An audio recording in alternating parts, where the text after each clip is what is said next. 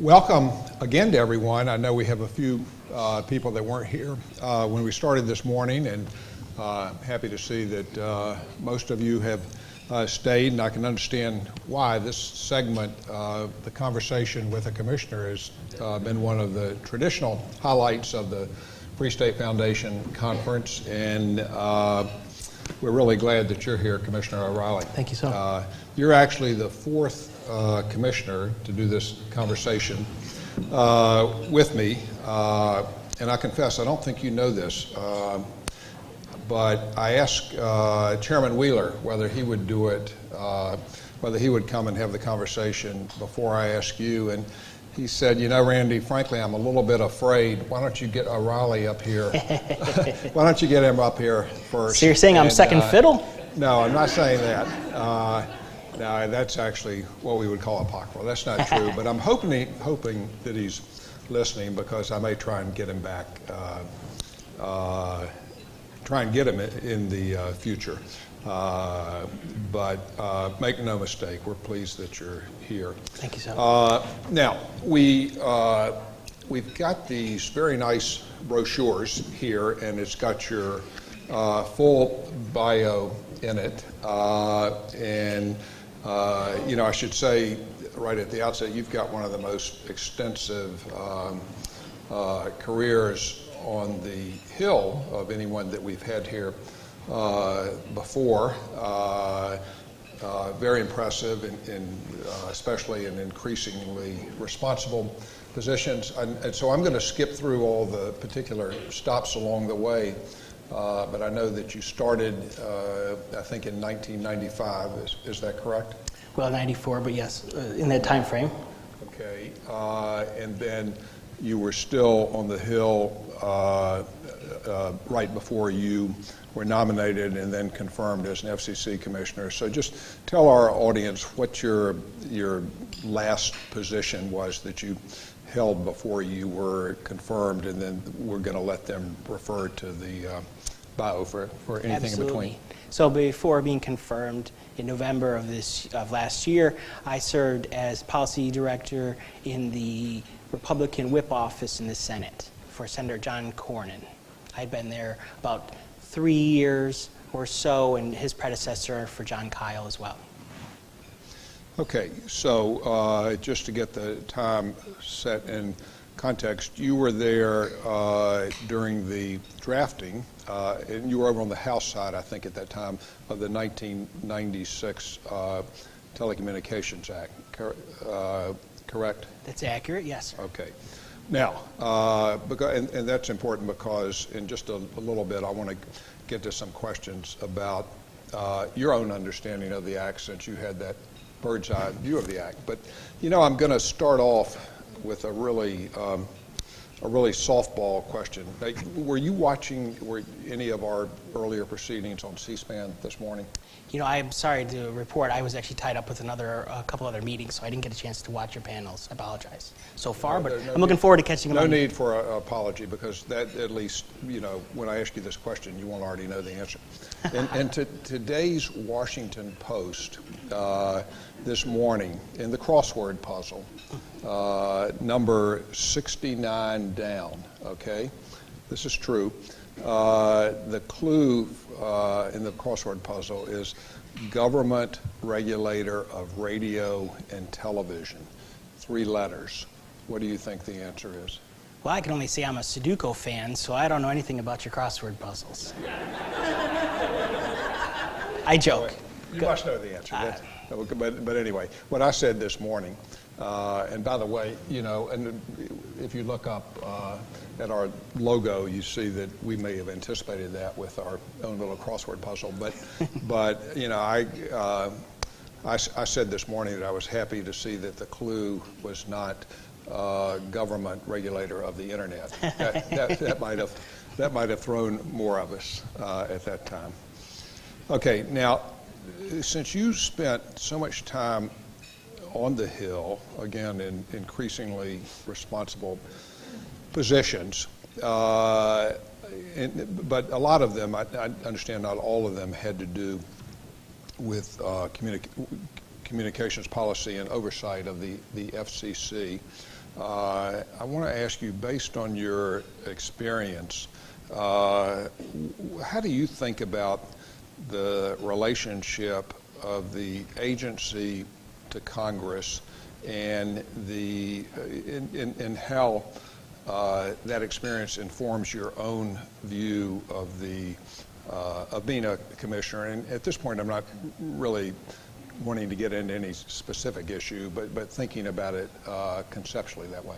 Sure, but before I begin and answer your question, which I will do, I want to thank you and Free State Foundation for all the good work you do.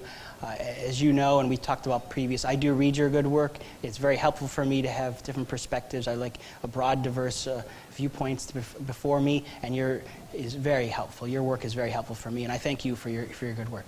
Thank you. And I should also say, just as a beginning point, I don't tend to wear glasses, but I'm suffering miserably from allergies.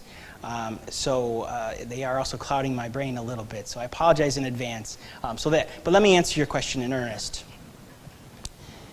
There are three things I learned observing the relationship between the Congress and the FCC over the years that I hope to take with me in my current job as a commissioner. One, implement the law. The FCC is a creation of Congress. Its job is to implement the statute, and that'll be at the front of my thinking. That means not only meeting statutory deadlines, but also not overstepping our authority.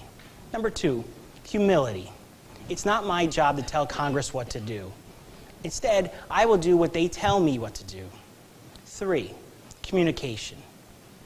The key to any successful relationship is communication.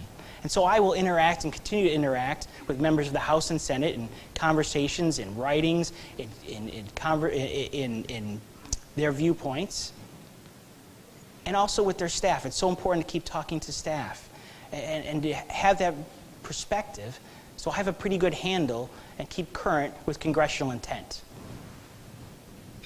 Okay, I want to ask you just one more question about your Hill experience in a generic fashion, and then I want to ask you about Section 706, which is we've talked about a lot earlier today because it's so important now, and I want to get to your perspective. But before doing that, there's so much talk these days about, quote, gridlock on the Hill, and that Congress can't get anything done. I confess, sometimes from my perspective, it's good that they're not getting something done. If that's something done, it's not a good thing. But nevertheless, there's a lot of discussion about it. So you were there, for a long time, and I would just like, any thoughts you have on whether there has been some change in the way that Congress functions, and if so, what that might be attributable to, and I guess especially if you think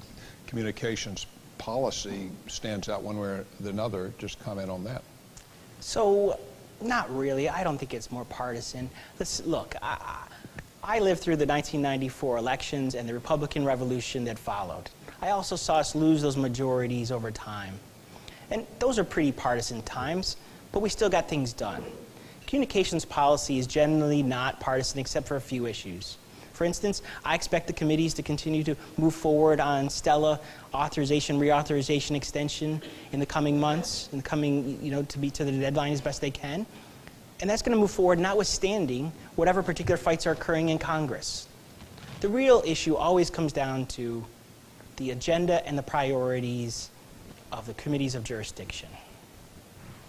Okay, well, let's turn to Section 706 because 3 months ago, most people didn't know it existed, or if they knew it existed, certainly views might have been different about what it means. But you were there, as we said earlier, on the Hill at the time the '96 Act was drafted. So I just would like for you to give us your views concerning the way that you think the court interpreted it and the way that now the FCC is interpreting Section 706. Happy to do so. I hope you have a couple of minutes because this may take a little bit. We've got a lot of time. I've got this room for a long time, so take your time. Sure. So for those of you who haven't focused on the debate over Section 706, let me take just a moment to explain what it is and and what the hubbub is all about. As part of the 1999-6 Deregulatory Act, Congress inserted a miscellaneous provision known as Section 706. This seemingly innocuous provision has two components.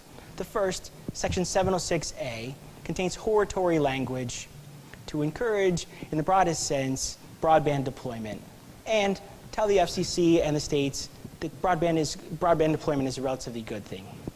Second, Section 706B requires a study by the Commission to determine broadband availability, combined with deregulatory actions if the study comes back finding that the broadband is lacking.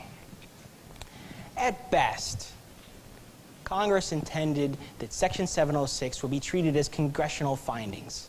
And at worst, absolute worst, would be that it would lead to further deregulatory measures. Now, that's not exactly how it's played out, but let me explain why and where we are. And part of that is because, as Randy highlights extensively, I was there in the 96 Act. I was one of the few people that was in the room. I obviously had fewer gray hairs at the time.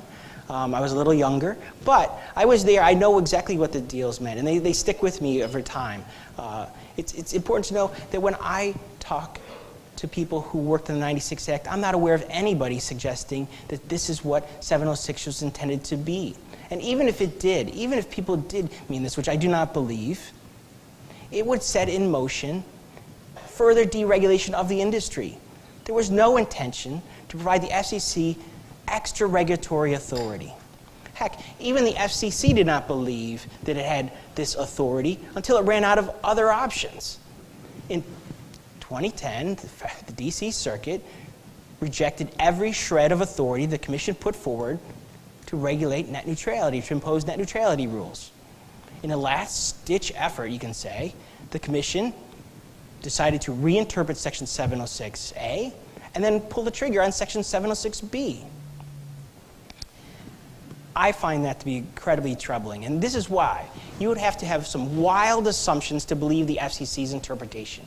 One, you have to believe that a Republican Congress with a deregulatory mandate inserted very vague language into the statute to give complete authority over the internet and broadband to the FCC, but then didn't tell a soul. It didn't show up in the writings, it didn't show up in the summaries, it didn't show up in any of the stories at the time. Number two, you have to believe that the conference committee intended to codify Section 706 outside of the Communications Act, thereby separating it from the enforcement provisions of the Act, Title V, but somehow we still expected it to be enforced. Three, you would have to assume that the congressional committees who went on extensive review of FCC authority afterwards and even proposed legislation to rein it in terms of FCC reauthorization legislation, that they went through that effort, but at the same time they had provided a secret loophole to the Commission to regulate. Number five, you would have to believe that when Congress is having extensive debates over the ability to regulate or the ability to give the Commission authority on net neutrality, that at the same time they had already done and given the Commission authority. Number six, you would have to believe that when Congress did legislate in this space, and more in particular when they legislated on certain edge providers in very narrow instances relating to mostly public safety, you would have to believe that they went through that extensive process, and then it didn't matter the fact that they had already given the Commission complete authority in that space under Section 706. It's mind-boggling to believe that all of those assumptions, and there's many more, are true. You'd have to suspend your rational thought to get to that point. The truth is, Congress did not provide the authority to the Commission as it so seems to believe. It's not the opposite. It's not that the FCC's authority is all-encompassing. And that's why I'm so disturbed and troubled by the FCC's actions in this space and also the court's recent decision. Okay, well, there's a lot there to think about. I mean, I didn't know you were even going to get up to six, but I have to say that each one seemed, at least from my perspective, pretty convincing. In fact, I hope they were all captured properly with your with your mic there. Now, at one point, though, I don't know whether anyone in the audience caught this, but I thought your tongue may have slipped, and that you said that this interpretation would give the Commission further deregulatory authority. But obviously, your view is that under the court's decision and the way the FCC's interpreting it, it's getting that it would have more expansive regulatory authority that it was never intended to have.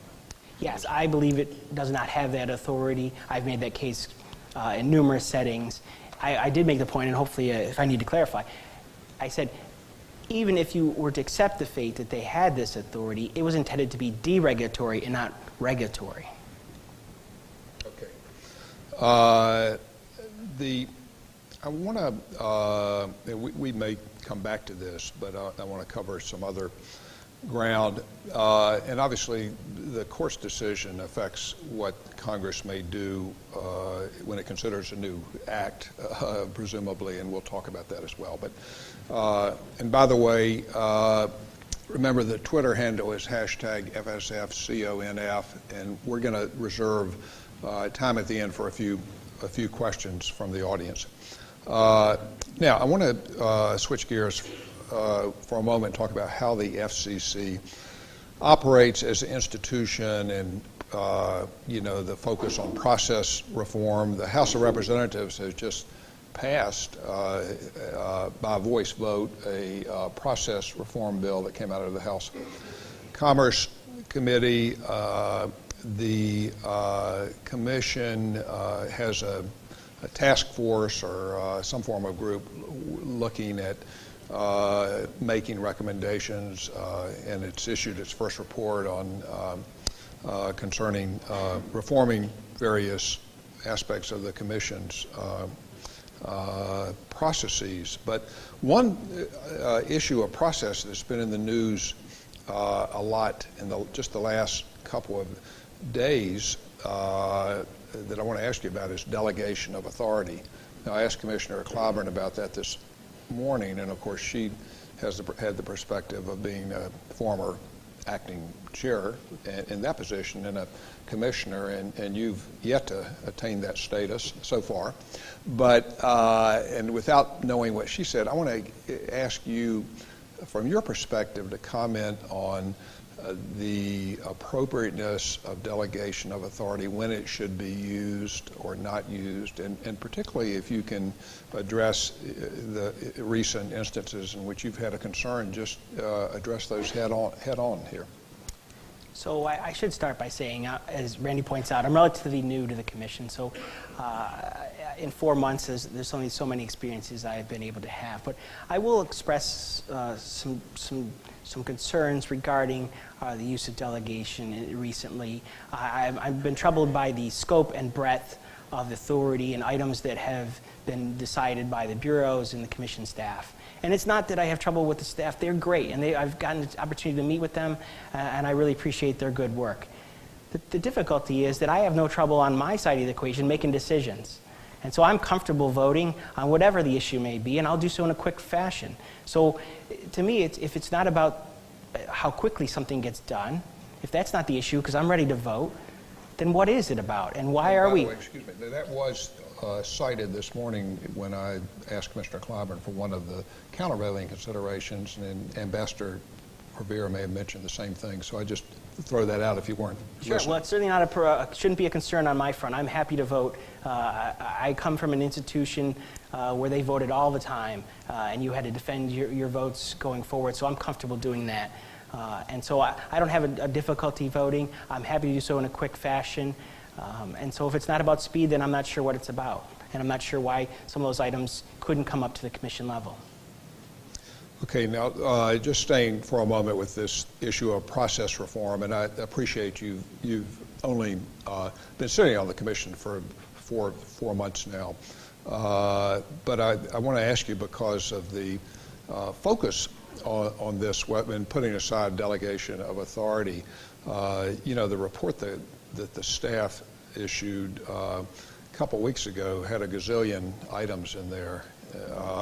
You know, there were a whole bunch of them, and frankly, in my view, some were fairly inconsequential, and others may have even been misguided. But just based on your observation of the commission, either from your hill perch or now sitting there, are there other aspects of sort of reforming the way the commission does business that you would like to see changed?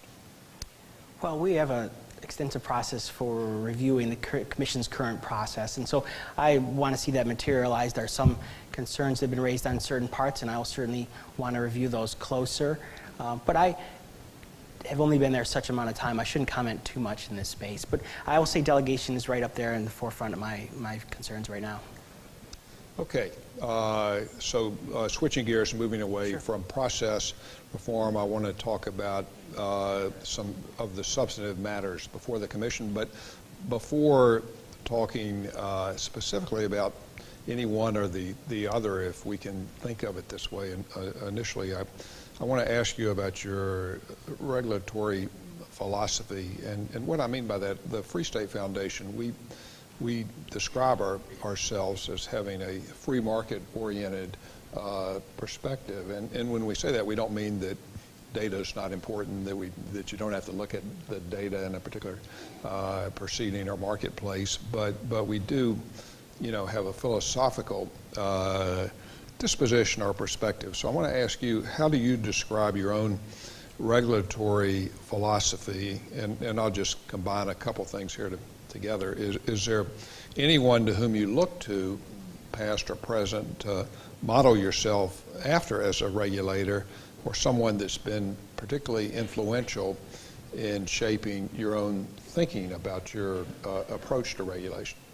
Sure. So I start with the premise that championing economic freedom is going to be my guiding principle when overseeing the communications industry. And before regulating, I want to look to 4 factors. 1, does the commission have authority in a particular area, and what are the confines of that authority? 2, when it does act, and what it should be based on is there evidence of market failure and harm to consumers, and a solution that it can propose that actually can be implemented? 3, excuse me. Oh, sorry. Allergies, as I mentioned to you before. 3 is, does the commission set forth its recommendations to be narrowly tailored to the set of providers and services, or is it try to be expansive in that universe?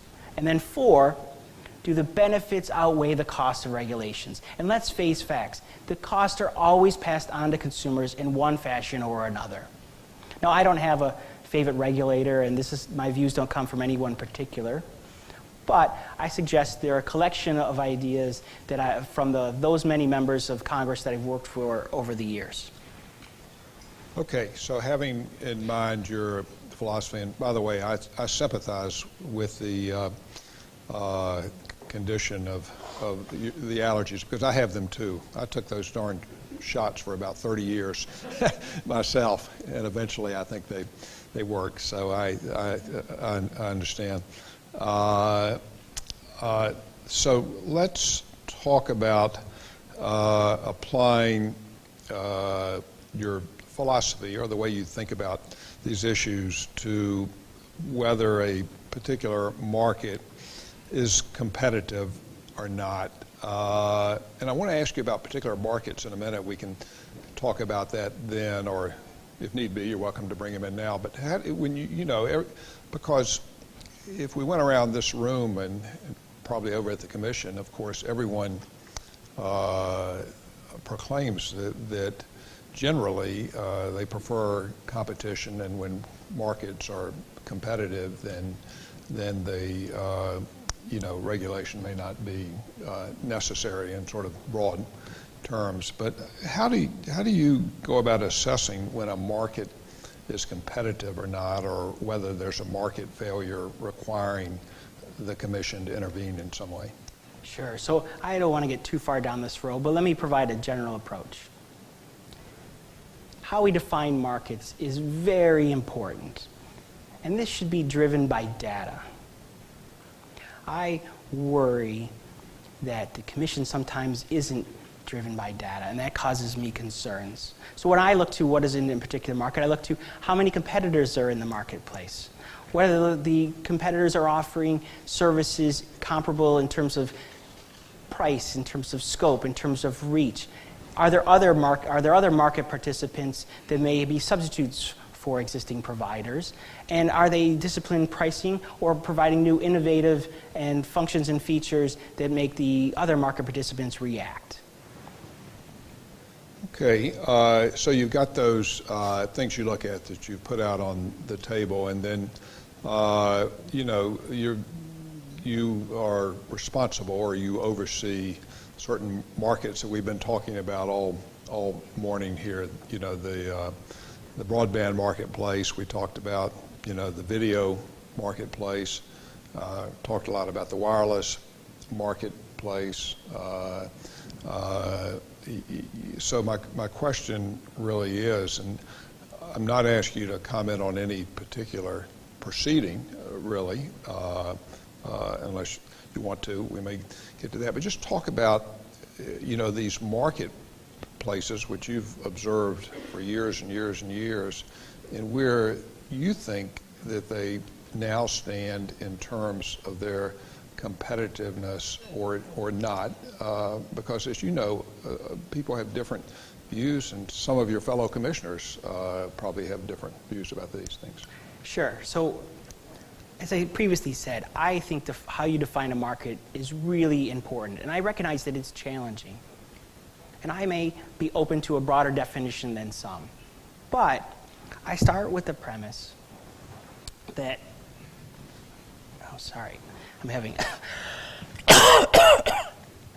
just a glass of water.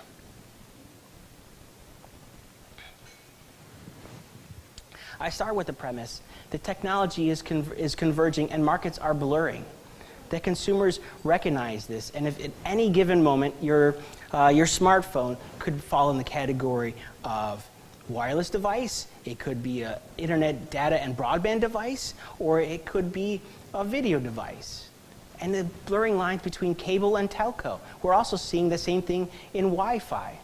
We're seeing the same thing, and you shouldn't discount satellite and broadcast. They play primarily in the video marketplace today, but we don't know where they're going to go in the future. The reality is consumers are readily jumping between wireless and wireline offerings and delivery methods today.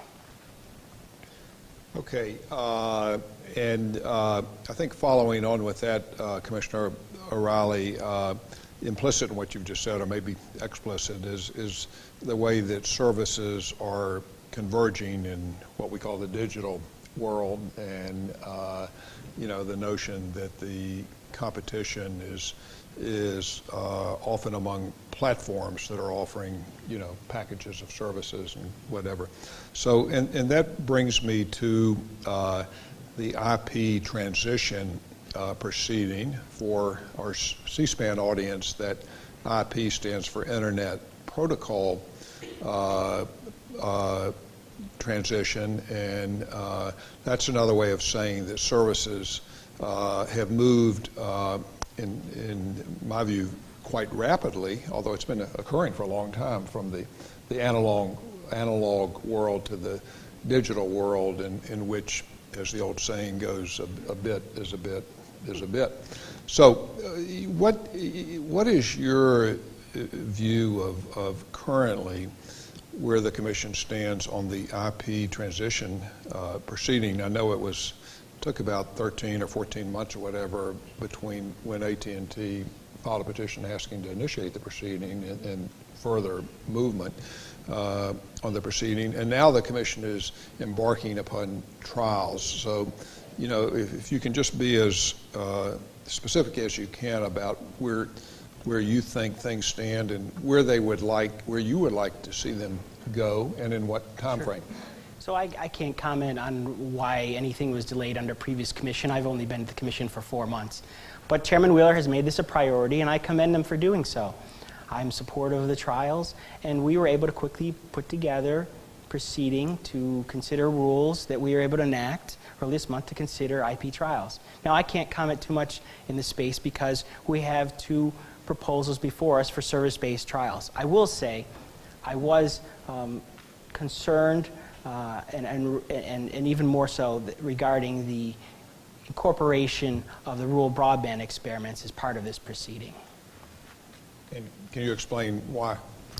Well, I worry 2 parts. One, that those experiments, as they're defined, may zap dollars from other funding for USF. And I worry about how do those issues fit together, how do the experiments fit together with the overall USF funding streams that we're already having. If there's possibility for duplication, there's a possibility that we're going to duplicate with what the USDA is doing. So I worry about a number of fronts in that, and I'm going to be inquisitive on that going forward. Okay. Now, I want to turn to spectrum Sure. for a moment. When Steve Largent was here this morning on the first panel, and the first question I asked, what is the single most priority that the commission should have? You can imagine trying to limit those guys to single most, but we did that, and in his case, he said when he goes out to eat and orders, his meal, and he's asked what he wants. He says spectrum, spectrum, spectrum. So we all know how important spectrum is. So you have this incentive auction proceeding on the table coming up. It's obviously important. It's got a number of dimensions to it, and I mean, one of them is raising revenue. It's also intended to transpose spectrum. What's the right word I'm searching for when it's used so much now? When you're moving repurpose actually was the repurpose spectrum from one use to another use, and everybody knows it's important. So I want to ask you this: your fashioning rules. There are a lot of intricacies to them that we could talk about, but some of them are much more intricate than others. The one I want to ask you about first, it relates to whether in constructing the bidding rules there ought to be limits on the participation by eligible bidders, but also in talking about that, you can maybe address how that question relates to the existence or not of a spectrum cap or a spectrum screen that exists. But you're aware that there are a lot of people arguing that in order for there to be fair competition or legitimate competition or whatever, that the auction has to be structured in a particular way. Comment on that, please. So I've publicly stated that I'm not in favor of spectrum caps or aggregation limits, certainly as it relates to the incentive auction or in general. Let me take it in the general case more to start with, and we can drill down. So in general, I haven't been in favor of caps. The Commission has a case-by-case market analysis that it uses that has been pretty successful in ensuring competition and protection of consumers and their needs. In terms of the specifics as relates to the spectrum screen, if there are particular problems with the spectrum screen, I'm open to see what they may be, and they may be fixable. People have articulated that their concerns regarding spectrum warehousing or foreclosing competition or foreclosing competition as it relates to spectrum. And I would argue that the solution is not spectrum caps, that the solution is strict bailed-out requirements and the willingness to yank licenses if necessary. To yank licenses who do not meet the build-out requirements. Okay.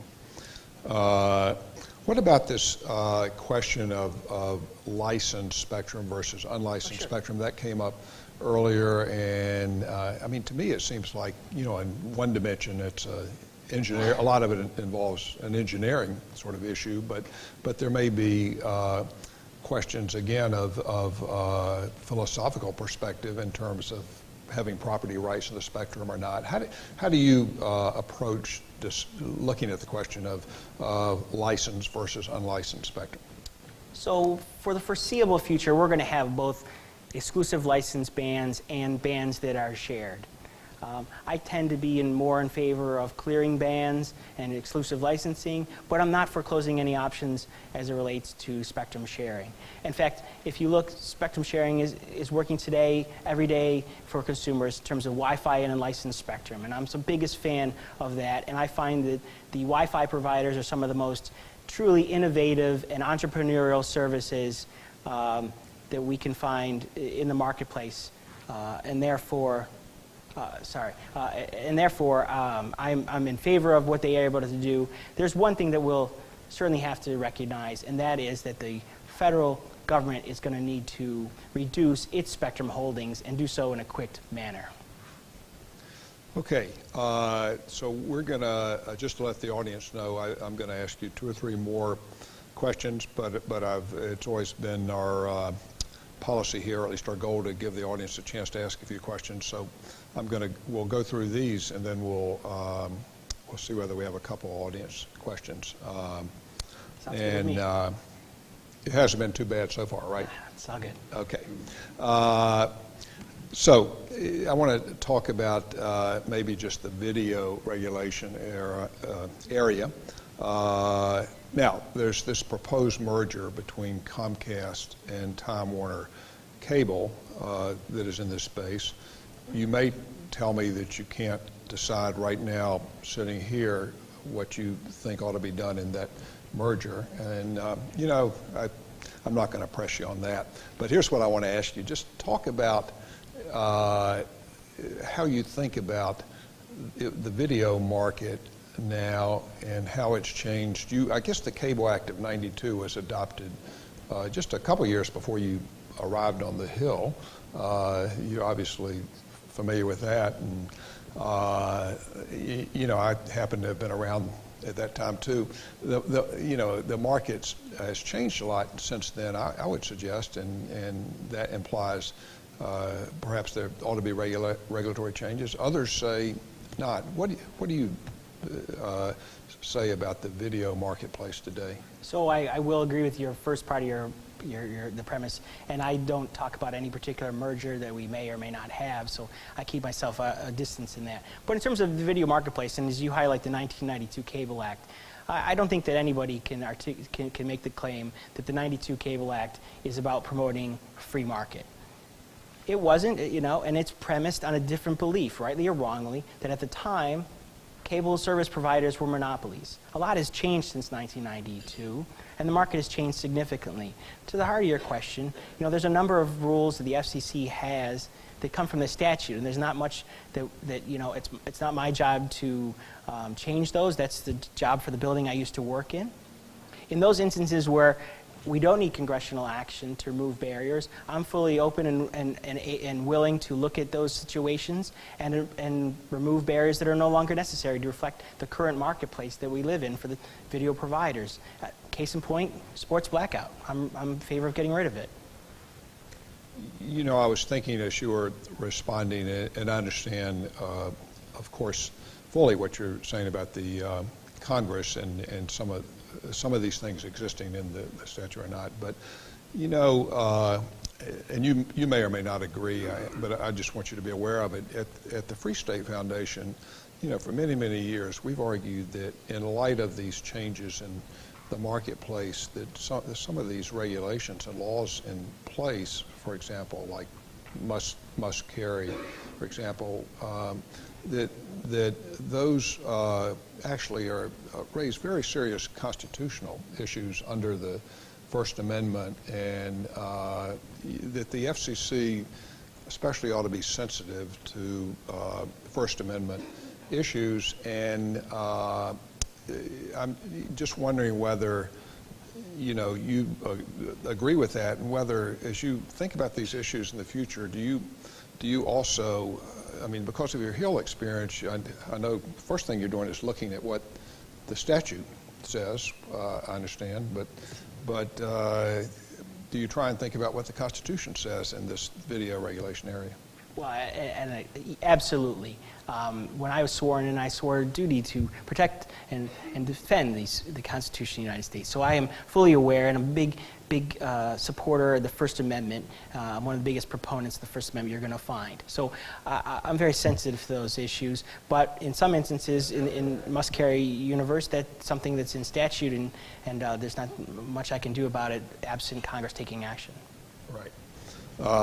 By the way, as you know, probably Brett Kavanaugh in the D.C. Circuit has written some, what I think are very good decisions in terms of bringing the First Amendment consideration into it. So I appreciate that. So I just want to go back for one moment to the FCC's transaction review process. I understand you're not commenting on Comcast merger, but just in general, because this issue's been around, you know, for years and years too. It's been my view, expressed really for over a decade, that the FCC quite often tends to, you know, I'll just say it this way, it tends to abuse the authority it has to review transactions by imposing conditions that are unrelated to mergers, and it's able to do that quite easily because the public interest standard under which it reviews these transactions is, you know, so inherently ambiguous that it's easy to stretch, and you know, from my perspective, it often seems to me that these, quote, voluntary commitments that are offered up by the parties awaiting the commission's action on a merger, they come at the last moment.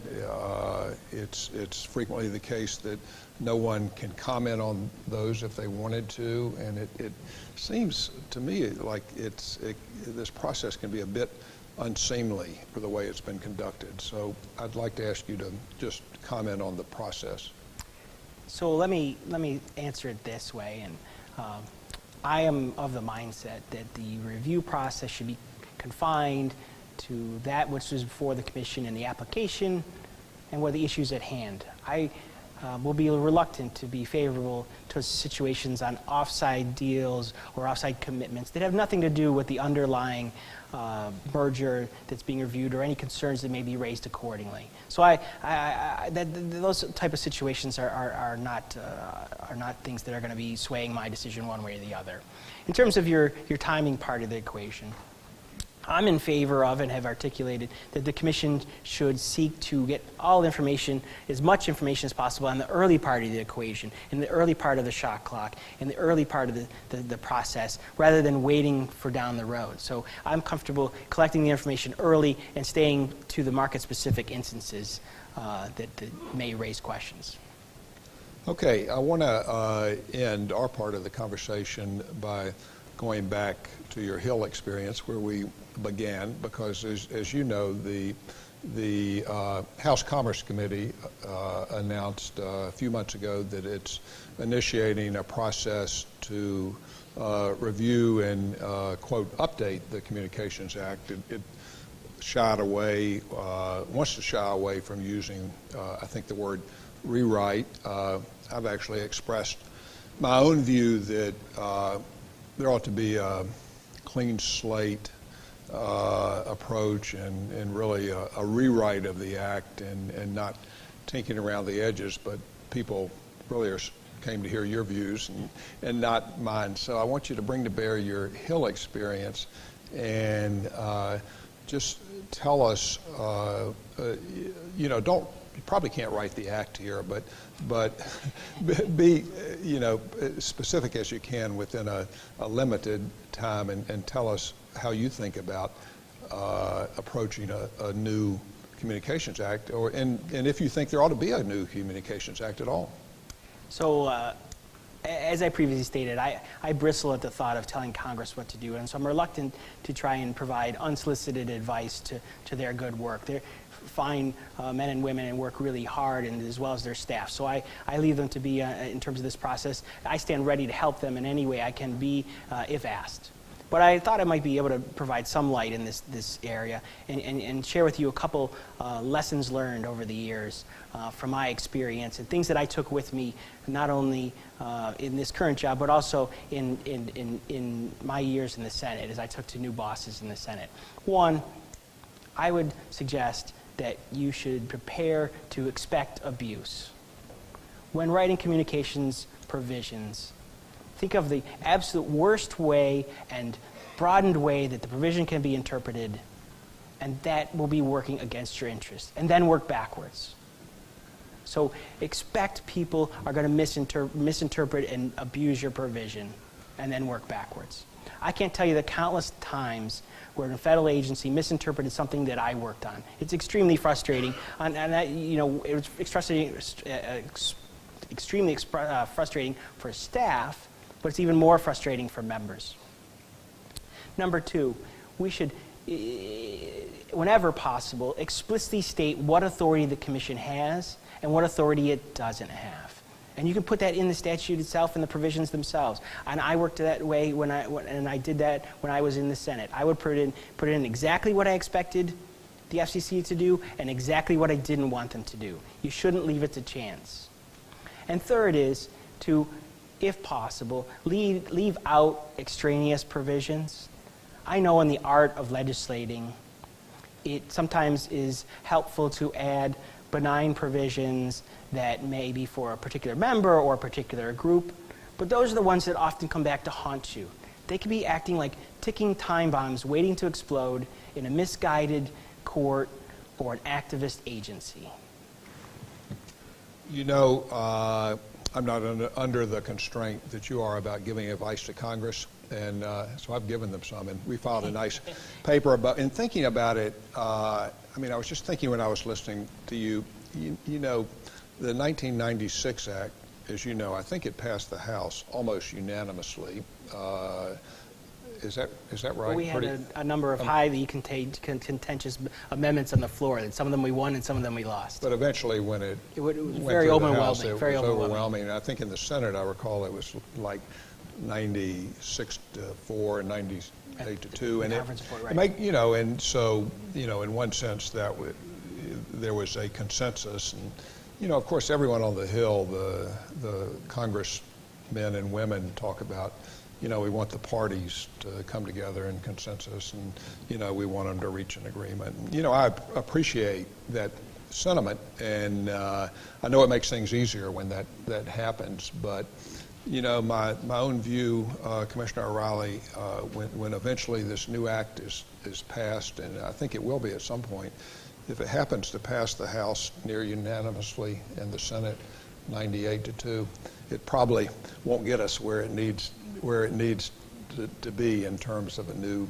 communications policy. You think I might be right about that? Well, it depends on your viewpoint, I imagine. It may not, with such agreement, it may not be exactly what you may prescribe, but you know, members of the House and Senate have a difficult job, and they have to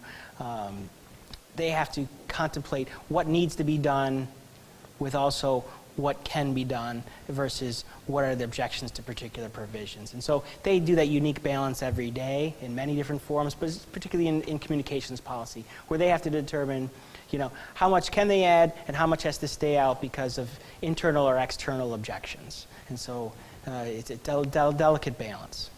Okay, we're going to turn to questions. We have time for just a couple questions. And while we're doing that, I just want to make it really clear to Mike this. When I was joking earlier about having asked Chairman Wheeler to come and do this, that was a joke because you probably recall, I pestered you even before you were confirmed by the Senate. I said that I wanted you to come to this conference and do this conversation, and you might have been saying, you know, this guy's really getting ahead of himself, but I did do that, and I'm glad that that it worked out. I'm so pleased to be here. This has been very beneficial to me. Not only think about some of the ideas and the work that Free State does, but it's just helpful for me. And the good part is my good friend, the chairman, will take it in stride.